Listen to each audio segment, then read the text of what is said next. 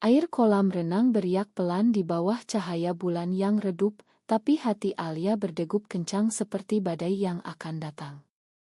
Dia berenang sendirian di malam itu, mencoba melupakan kenyataan bahwa Rina, sahabat sekaligus orang yang dia cintai diam-diam, akan menikah besok pagi dengan pria pilihan keluarganya. Tiba-tiba, suara langkah kaki mendekat, dan Alia melihat Bu Siti, Ibu Rina, berdiri di tepi kolam dengan wajah penuh rahasia yang tersembunyi. "Alia, aku tahu apa yang kau rasakan terhadap Rina," kata Bu Siti dengan suara gemetar, membuat Alia tersentak dan hampir tenggelam dalam kejutannya sendiri. Bagaimana Bu Siti bisa tahu? Alia selalu menyembunyikannya dengan hati-hati, di balik senyum persahabatan dan obrolan ringan.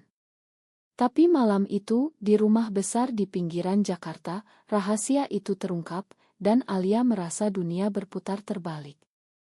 Alia keluar dari kolam dengan tubuh menggigil, bukan karena dingin air, tapi karena tatapan Bu Siti yang penuh pengertian sekaligus sedih.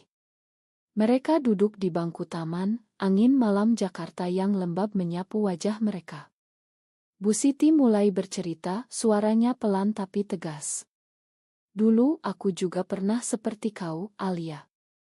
Aku mencintai seorang wanita, sahabatku sendiri, tapi aku memilih menyembunyikannya demi keluarga dan masyarakat." Alia mendengarkan dengan hati berdegup, tak percaya bahwa wanita paruh baya yang selalu tampak sempurna ini punya masa lalu seperti itu. Bu Siti menceritakan bagaimana dia bertemu dengan sahabatnya di Universitas di Bandung, bagaimana perasaan itu tumbuh diam-diam di tengah kuliah dan diskusi malam hari. Tapi tekanan dari orang tua yang konservatif, norma agama yang ketat di Indonesia, membuatnya memilih jalan aman, menikah dengan ayah Rina, meninggalkan cinta itu sebagai kenangan yang terkubur. Alia merasa campur aduk. Di satu sisi, dia lega ada orang yang mengerti, tapi di sisi lain, cerita Bu Siti seperti peringatan. "Kenapa kau ceritakan ini padaku sekarang?" tanya Alia, suaranya parau. Bu Siti menatapnya dalam-dalam. "Karena aku melihat kau dan Rina. Aku tahu Rina juga merasakan hal yang sama, tapi dia takut. Besok dia akan menikah, dan aku tak ingin kau terluka seperti aku dulu." Kata-kata itu seperti pisau menusuk hati Alia. Rina juga merasakan. Selama ini Alia berpikir perasaannya bertepuk sebelah tangan, tapi sekarang semuanya berubah. Malam itu, Alia tak bisa tidur, pikirannya berputar antara harapan dan ketakutan. Bagaimana jika dia konfrontasi Rina? Apa yang akan terjadi pada persahabatan mereka? Dan yang lebih penting, apa yang akan dikatakan keluarganya sendiri, yang selalu menekankan nilai-nilai tradisional Jawa. Pagi harinya, rumah Rina ramai dengan persiapan pernikahan. Alia datang sebagai bridesmaid, tapi hatinya hancur. Dia melihat Rina di kamar pengantin, mengenakan kebaya indah, tapi mata Rina tampak kosong. "Kau bahagia?" tanya Alia pelan saat mereka berdua saja. Rina menoleh, air mata hampir jatuh. "Alia, aku tak punya pilihan. Keluarga mengharapkan ini." Saat itulah Alia memutuskan untuk berbicara. "Ibumu bilang kau juga merasakan hal yang sama terhadapku." Rina tersentak, wajahnya memucat. "Apa? Ibu tahu?" Mereka berpelukan, tapi bukan pelukan bahagia, melainkan penuh ketakutan. Rina menceritakan bagaimana dia berjuang dengan perasaannya, bagaimana dia mencoba menyangkal karena takut dicap sebagai penyimpang di masyarakat Indonesia yang masih konservatif. Konfrontasi itu membuat segalanya lebih rumit. Rina memohon Alia untuk diam, tapi Alia merasa tak bisa. "Kau mau hidup dalam kebohongan selamanya?" tanya Alia. Rina menangis, "Aku takut kehilangan segalanya, keluarga, teman, bahkan pekerjaan." Alia mengerti karena dia sendiri menghadapi hal serupa. Keluarganya di Yogyakarta adalah keluarga Muslim taat, yang selalu bicara tentang pernikahan dan keturunan. Jika rahasia ini terungkap, Alia bisa diusir dari rumah. Tapi cerita Bu Siti membuatnya berpikir, apakah menyembunyikan diri worth it? Hari itu pernikahan berlangsung, tapi Alia merasa seperti berada di neraka. Dia melihat Rina bertukar cincin dengan suaminya, senyum palsu di wajahnya. Setelah acara, Alia pergi sendirian ke Kai di Kemang mencoba meredam emosi. Di sana, dia bertemu dengan seorang teman lama, Maya, yang ternyata aktif di komunitas di Jakarta. Maya melihat wajah Alia yang kusut dan bertanya. Alia ragu, tapi akhirnya curhat. Maya mendengarkan dengan empati. Banyak dari kita yang seperti itu, Alia. Tapi kau harus memilih, hidup untuk orang lain atau untuk dirimu sendiri. Kata-kata Maya membuat Alia berpikir lebih dalam. Maya menceritakan pengalamannya sendiri, bagaimana dia diusir dari rumah tapi akhirnya menemukan kedamaian dengan pasangannya. Indonesia sedang berubah, meski lambat. Ada kelompok dukungan, meski masih underground. Alia pulang dengan pikiran baru, tapi juga ketakutan baru. Apa yang harus dia lakukan selanjutnya? Konfrontasi dengan Rina lagi, atau biarkan saja? Malam itu, Alia mendapat pesan dari Rina, kita perlu bicara. Mereka bertemu di taman dekat rumah, di bawah pohon-pohon tinggi yang menyaksikan rahasia banyak orang. Rina tampak lelah setelah hari pernikahannya. Alia, aku tak bisa begini. Aku mencintaimu, tapi aku sudah menikah. Alia merasa marah dan sedih campur aduk. Kenapa kau tak bilang sebelumnya? Kenapa kau biarkan ini terjadi? Rina menjelaskan tekanan dari keluarga, bagaimana ayahnya mengancam memutus hubungan jika dia menolak pernikahan. Aku pikir ini jalan terbaik, tapi sekarang aku ragu. Mereka berdebat, suara mereka naik meski berusaha pelan. Alia merasa dikhianati, kau pilih mereka daripada kita. Rina menangis, aku pilih aman, Alia. Kau tak mengerti betapa sulitnya. Debat itu berakhir dengan Alia pergi marah. Dia pulang ke apartemen kecilnya di Jakarta Selatan, menangis sendirian. Pikirannya penuh dengan pertanyaan, apakah cinta ini layak diperjuangkan? Apa harga yang harus dibayar? Bu Siti menelepon malam itu, Alia, ma jika aku membuat segalanya lebih buruk. Tapi kau harus kuat. Alia bertanya, apa Bu pernah menyesal? Bu Siti diam sejenak, setiap hari. Tapi aku punya Rina, itu harganya. Kata-kata itu membuat Alia berpikir tentang pengorbanan. Apakah dia siap membayar harga serupa? Hari-hari berikutnya, Alia menghindari Rina, fokus pada pekerjaannya sebagai desainer grafis. Tapi perasaan itu tak hilang, malah semakin kuat.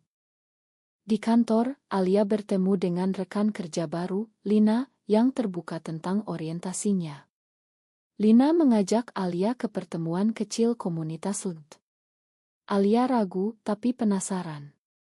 Di sana, dia mendengar cerita banyak wanita seperti dirinya, berjuang melawan norma masyarakat Indonesia. Ada yang dari keluarga Kristen di Manado, ada yang Muslim dari Aceh, semua punya cerita serupa, tekanan, penolakan, tapi juga harapan. Alia merasa tak sendirian lagi. Tapi saat pulang, dia mendapat telepon dari ibunya di Yogyakarta. Alia, kapan kau pulang? Kami rindu dan ada calon bagus untukmu. Kata-kata itu seperti bom waktu. Alia harus memilih, bohong lagi atau hadapi kenyataan. Beberapa minggu setelah pernikahan Rina, Alia mencoba membangun hidup baru. Dia lebih sering bertemu dengan Maya dan Lina, belajar tentang hak-hak di Indonesia. Meski undang-undang belum mendukung, ada kemajuan kecil seperti putusan mahkamah tentang diskriminasi. Tapi di hati Alia, luka masih menganga. Rina sering mengirim pesan, memohon maaf, tapi Alia belum siap. Suatu hari, Bu Siti datang ke apartemen Alia tanpa pemberitahuan. Alia, Rina menderita. Dia tak bahagia dalam pernikahannya. Alia marah, kenapa Butak hentikan dari awal. Bu Siti duduk, menceritakan lebih dalam masa lalunya. Dulu aku hampir kabur dengan sahabatku, tapi aku takut. Sekarang aku lihat Rina ulangi kesalahanku. Cerita Bu Siti membuat Alia simpati, tapi juga frustrasi. Bu, masyarakat kita tak berubah. Bagaimana kami bisa hidup bebas? Bu Siti mengakui Indonesia memang sulit dengan norma agama dan budaya. Tapi cinta tak salah, Alia. Yang salah adalah menyembunyikannya sampai menyakiti diri sendiri. Mereka berbicara lama, dan untuk pertama kalinya, Alia merasa punya sekutu di keluarga Rina. Tapi saat Bu Siti pergi, Alia mendapat berita buruk, Rina sakit, depresi setelah pernikahan. Alia akhirnya setuju bertemu. Di rumah sakit, Rina tampak rapuh. Alia, aku salah. Aku pilih aman, tapi sekarang aku kehilanganmu. Alia memegang tangannya, kau sudah menikah, Rina. Apa yang bisa kita lakukan? Pertemuan itu membuka luka lama. Rina menceritakan bagaimana suaminya baik, tapi dia tak bisa mencintainya. Aku merasa seperti penipu. Alia mengerti karena dia sendiri berpura-pura di depan keluarga. Mereka memutuskan untuk tetap berteman, tapi perasaan itu tak bisa dihapus. Alia mulai berpikir tentang pilihan, apakah dia harus pindah ke kota lain, seperti Bali, di mana komunitas lebih terbuka. Tapi itu berarti tinggalkan semuanya. Di kantor, Lina mengajak Alia ke acara pride kecil, tapi Alia takut. Bagaimana jika orang tahu? Lina bilang itu risiko, tapi hidup dalam ketakutan lebih buruk.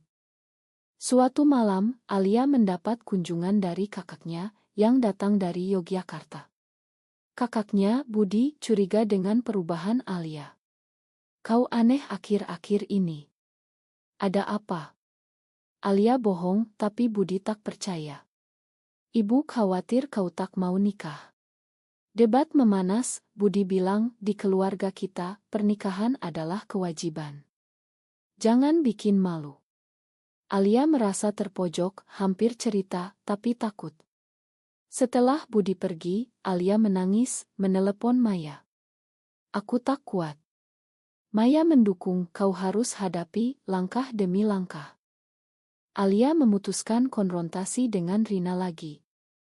Mereka bertemu di Cae, Rina sudah lebih baik.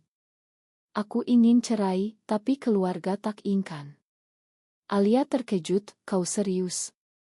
Rina nod, aku tak bisa hidup bohong. Tapi aku butuh dukunganmu.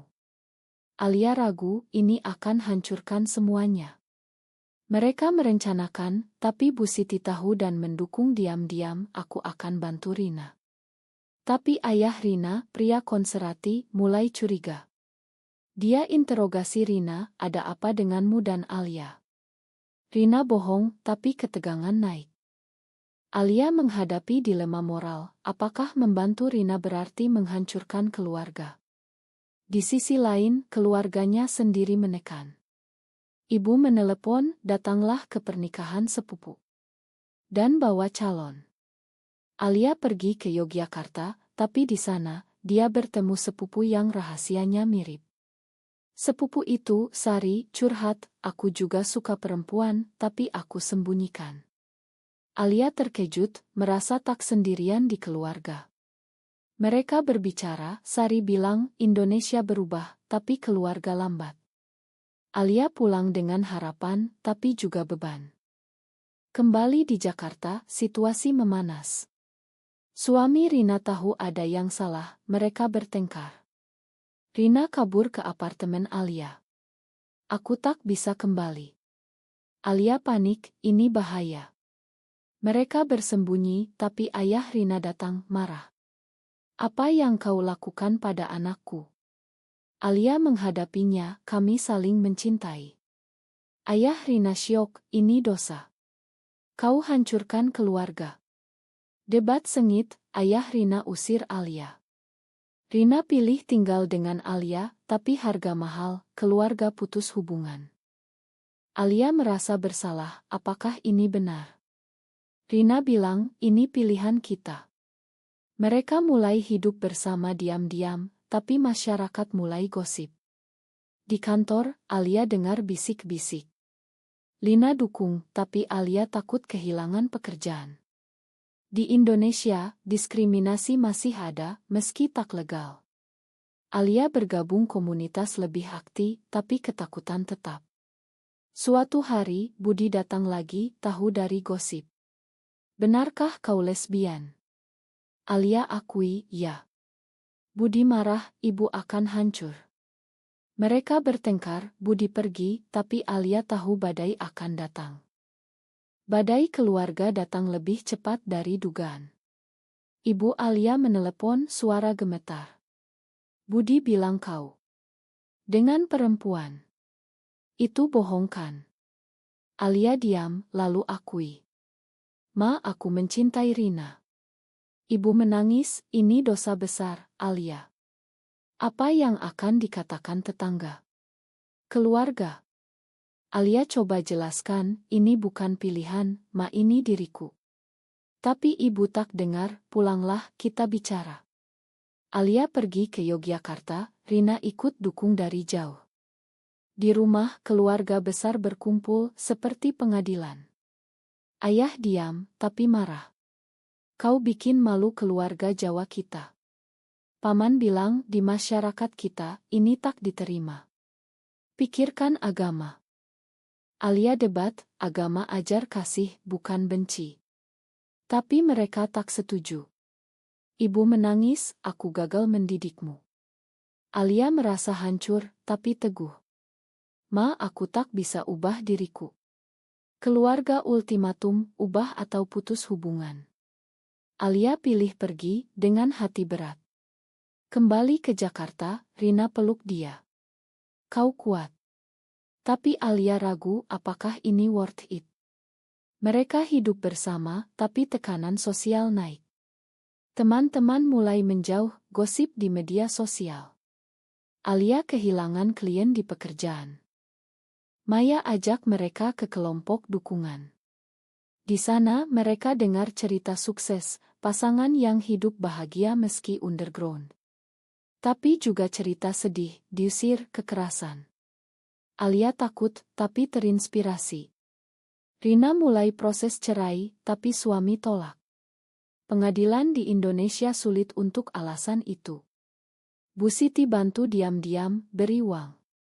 Tapi ayah Rina tahu, marah besar. Dia datang ke apartemen, Rina pulang atau aku laporkan kalian. Rina teguh, ayah, aku pilih bahagia. Ayah pergi, tapi ancam. Situasi memuncak saat gosip sampai ke kantor Rina. Dia dipecat, alasan tidak sesuai nilai perusahaan. Rina depresi, semua karena aku. Alia dukung, kita bersama. Mereka cari pekerjaan baru, tapi sulit. Lina bantu, beri job relance. Tapi tekanan mental berat. Alia mulai ragu, mungkin kita salah. Rina bilang, tidak, ini perjuangan. Mereka ikut demo kecil untuk hak, tapi takut polisi. Di Indonesia, meski tak ilegal, tapi stigma kuat. Suatu hari, Sari, sepupu Alia, datang. Aku dukungmu, Alia. Aku juga seperti itu. Mereka bicara, Sari cerita rencana coming out. Ini beri harapan. Tapi ibu Alia sakit, karena stres. Alia panik, pergi ke Yogyakarta. Di rumah sakit, ibu bilang, Alia, aku tak paham, tapi aku rindu anakku. Alia menangis, Ma, aku tetap anakmu. Mereka rekonsiliasi pelan, ibu coba pahami. Tapi ayah masih keras.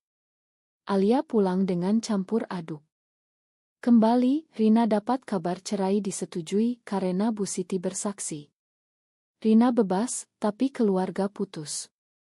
Mereka pindah ke Bali, harap lebih terbuka. Di sana komunitas lebih besar, turis banyak. Mereka mulai bisnis kecil, desain. Tapi masa lalu haun. Alia mimpi buruk tentang penolakan. Rina juga merasa bersalah. Mereka terapi underground. Perlahan, mereka bangun hidup baru. Tapi pertanyaan tetap, apakah pengorbanan ini benar? Di Bali, hidup lebih bebas, tapi tantangan baru. Turis banyak, tapi lokal masih konservatif. Alia dan Rina hidup hati-hati, tak tampilkan aksi publik. Bisnis mereka tumbuh, tapi Alia rindu keluarga. Suatu hari, Budi datang. Ibu ingin lihatmu. Alia ragu, ayah bagaimana? Budi bilang, dia mulai paham, meski lambat. Alia pergi ke Yogyakarta dengan Rina. Di rumah, Reni emosional. Ibu peluk mereka, aku belajar, Alia. Cinta adalah cinta. Ayah diam, tapi tak usir. Perlahan, rekonsiliasi. Tapi Bu Siti datang, minta maaf. Aku seharusnya dukung dari awal. Mereka bicara, Bu Siti cerita masa lalunya lebih detail. Sahabatku sekarang bahagia di luar negeri. Ini beri inspirasi. Rina dan Alia kembali ke Bali, lebih kuat. Mereka ikut advokasi, bantu orang lain. Tapi konflik baru, teman lama khianati, sebarkan gosip. Alia marah, kenapa mereka benci? Rina bilang karena takut yang tak dikenal. Situasi memuncak saat demo besar di Jakarta, mereka ikut. Polisi intervensi kekerasan. Alia terluka ringan. Ini buat mereka ragu. Apakah perjuangan ini terlalu berbahaya? Tapi mereka lanjut karena melihat perubahan kecil. Keluarga Alia mulai dukung, ibu kirim makanan. Ayah telepon, hati-hati. Untuk Rina, ayah mulai bicara lagi berkat Bu Siti. Tapi pengkhianatan dalam, Lina, teman, ternyata iri, cerita ke media. Gosip jadi berita. Alia dan Rina hadapi hujatan online. Mereka tutup bisnis sementara. Rina depresi lagi, mungkin kita pisah. Alia tolak, tidak, kita hadapi bersama. Mereka pindah sementara ke desa kecil, Relaksi. Di sana mereka bicara mendalam tentang pilihan. Apa harga kebahagiaan? Mereka putuskan lanjut, lebih kuat. Kembali, mereka lawan gosip dengan cerita sendiri di blog Anonymous. Banyak dukung. Ini buat mereka odd or though. Apakah masyarakat siap berubah? Tahun berlalu, Alia dan Rina bangun hidup stabil di Bali. Bisnis sukses, komunitas dukung. Keluarga rekonsiliasi penuh. Bu Siti tinggal dengan mereka sesekali, bagikan kebijaksanaan. Alia jadi advokat, bicara di forum kecil. Tapi ingat harga, teman hilang, luka emosional, perjuangan harian. Rina bilang semua worth it, karena aku punya kau. Alia setuju, tapi renungkan. Di akhir, mereka duduk di pantai, lihat matahari terbenam. Apakah kita benar memilih jalan ini? Alia tanya. Rina jawab, ya, karena kita hidup benar. Tapi pertanyaan besar tetap, apakah menyembunyikan identitas sejati demi masyarakat layak dilakukan, atau keberanian menghadapi penolakan adalah jalan yang benar?